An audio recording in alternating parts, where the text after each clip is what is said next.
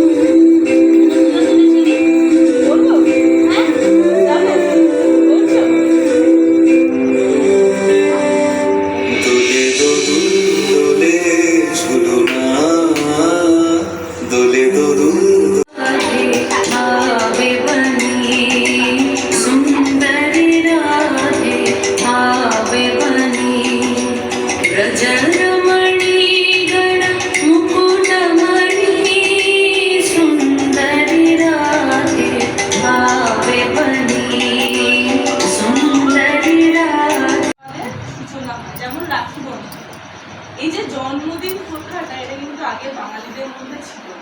মানে আমি বলছি ঊনবিংশ শতাব্দীর মানে বাঙালিদের সমাজের কথা।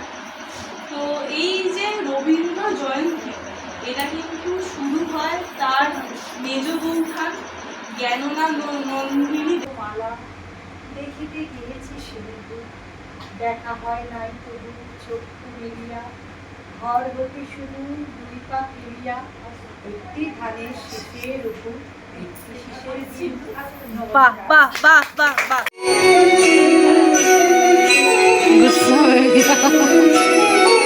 चुना की सुखी